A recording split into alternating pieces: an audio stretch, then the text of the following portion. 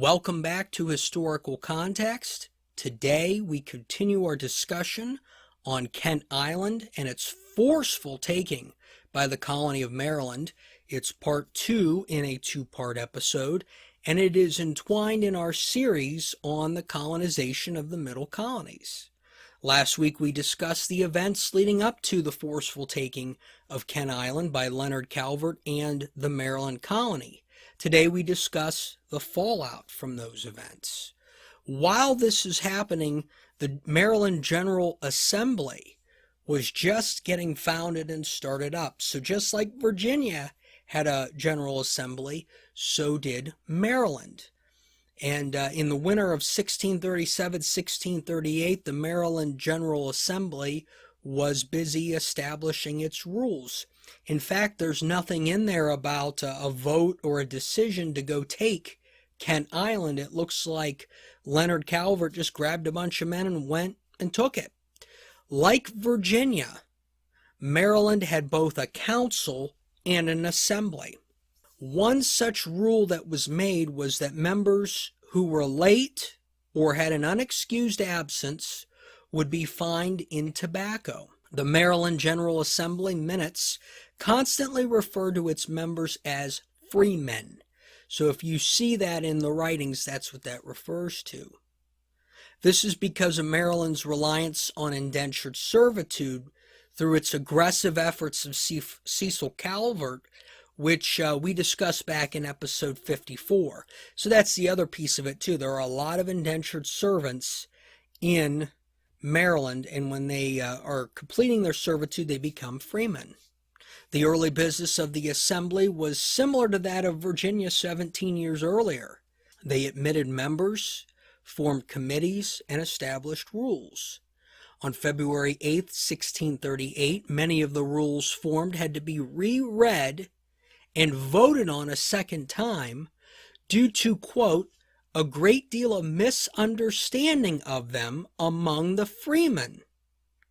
It was determined that the rules should be read 3 times for 3 separate days before being put to a vote.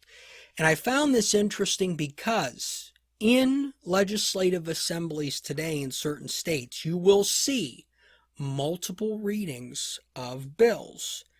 And I'm wondering if it all goes back to that. Be interesting. On this particular day, February 8th, 1638, 20 bills were given their first read. Even in the early days of the Maryland General Assembly, there was tension. Let's have a look at the writing.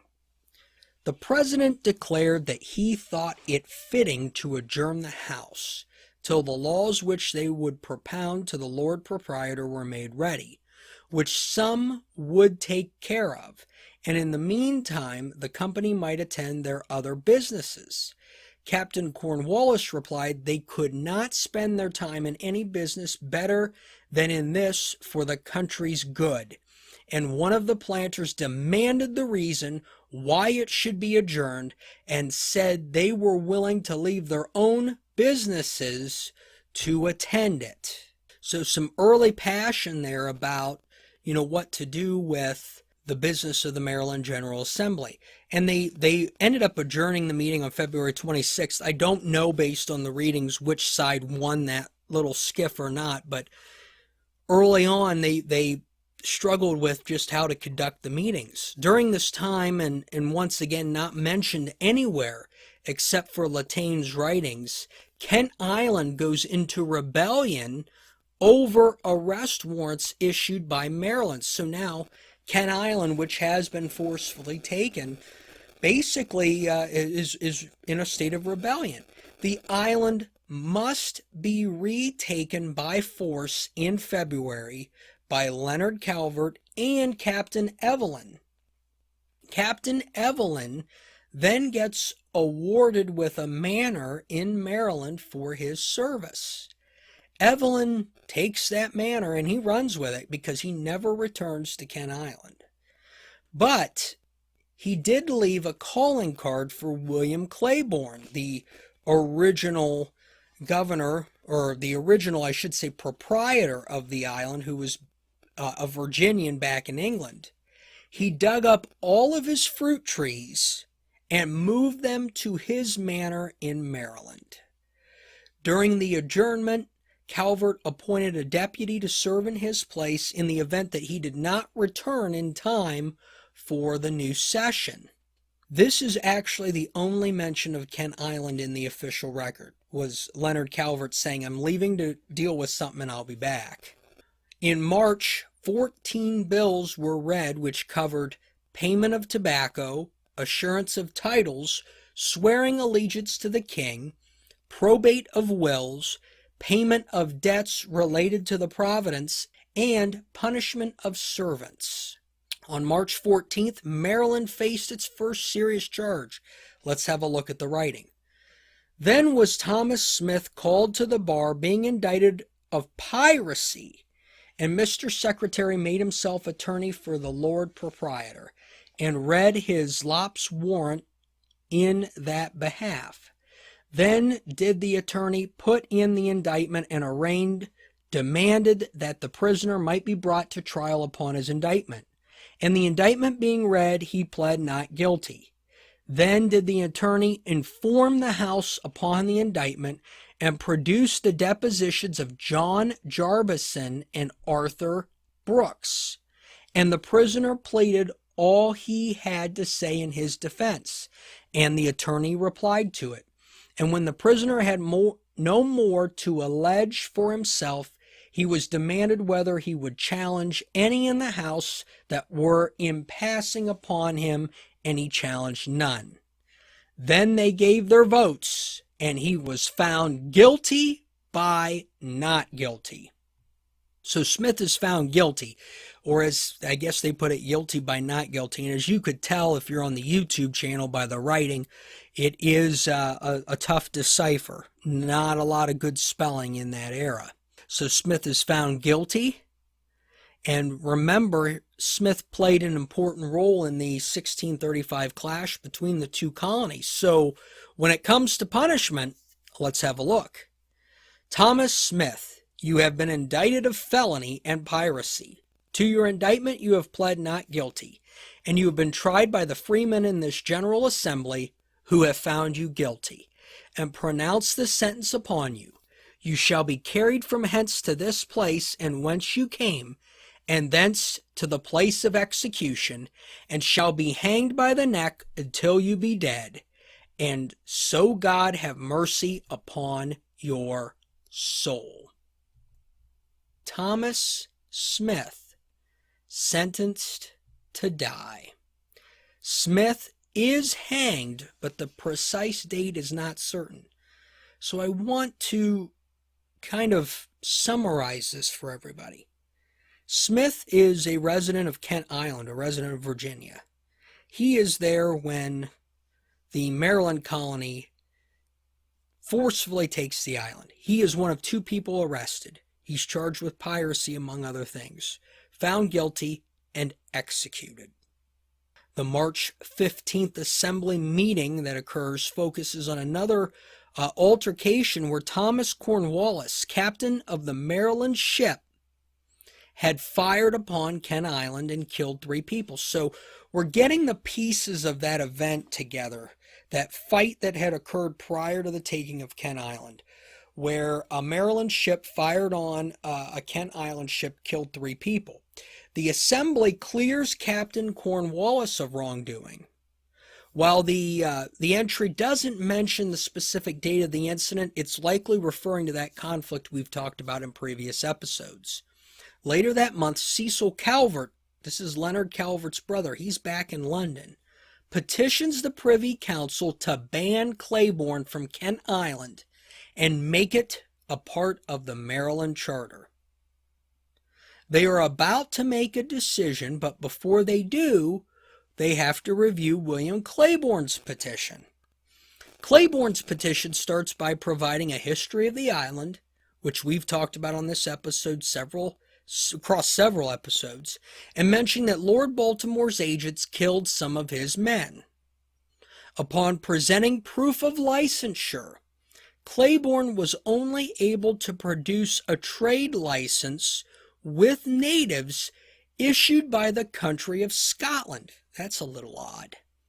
The council determined that the Council of Virginia was out of bounds by thinking it had a right to Kent Island, and that the patent to Lord Baltimore for Maryland covered Kent Island.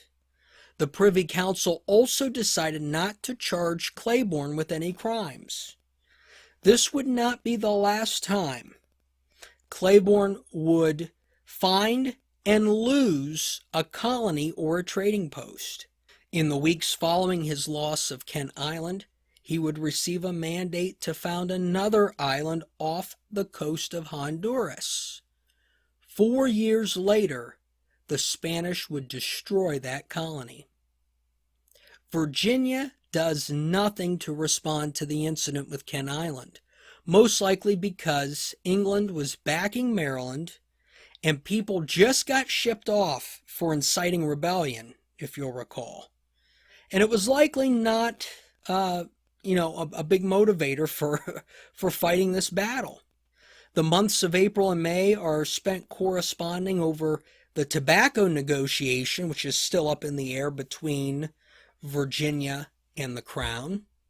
In June, Governor Harvey sends a petition to the king requesting an allowance from the customs to be used for powder and munitions, enough to arm 1,000 men. Apparently, he actually didn't wait on the crown to start procuring these arms. In a July 1638 complaint to the Privy Council, merchants were upset because Governor Harvey was requiring powder and munition from them in exchange for the privilege to trade. So it looks like Harvey has really taken on to those powers, those expanded powers that were provided to him. In July, the Privy Council ordered Captain Matthews' property, he was one of the mutineers, that was confiscated by Governor Harvey, to be restored. Captain Matthews and the rebels are not the only ones to have grievances against Governor Harvey. A minister emerges by the name of Anthony Panton. At some point during Harvey's second term, Governor Harvey confiscates Panton's assets, banishes him from Virginia, and threatens his execution if he were to return. It is unclear what Panton's crimes were, but historians have noted that he crossed Harvey and one of the Virginia councilors. Panton goes back to England and appears before the Privy Council to plead for the restoration of his assets. While not evident, it appears as if the crown was ready to make a change at governor. And in January 1639, a familiar face, Sir Francis Wyatt, is named governor of the colony. If you'll recall, he's a previous governor, and he's living in England at the time. And it does take him 10 months to make the trip over to Virginia. Wyatt was given the same powers as Sir John Harvey. In his instructions, Wyatt is asked to do the following: call a general assembly once per year. Quarter courts are to be held for a full week per year or longer if required. Inferior courts may be appointed to handle suits of less than 10 pounds. Trade with the natives is forbidden. Here, we've heard that message quite a bit. And as for location, let's have a look. Because the buildings at Jamestown are for the most part decayed and the place found to be unhealthy and inconvenient in many respects, power is given to the governor to choose some other chief town and rendezvous for the governor. Richard Kemp, one of the councilors, writes in 1639 that he's concerned about his job after the appointment of Sir Francis Wyatt. Written in Jamestown, the colony now knows it's in transition. Wyatt shows up in November 1639, immediately confiscates Harvey's property, and sends him back to England to face new charges. It's like a repeat situation here with Governor Harvey. While many historians have judged Harvey as abusive in power. Historian William Washburn points out that he likely never stole because he was so heavily indebted when he left Virginia. Washburn also points out that Harvey's perception of being an authoritarian figure likely comes from historians that existed after the American Revolution who had a predisposition that British people were authoritarian. So Maryland gets to keep Kent Island. But the battles between Maryland and Virginia are far from over. We're going to be hearing about this again into the future. But next week, we're going to go back to a place we visited several weeks ago, New Netherland. And in New Netherland, a new country joins that colony. We'll talk about that next week on Historical Context.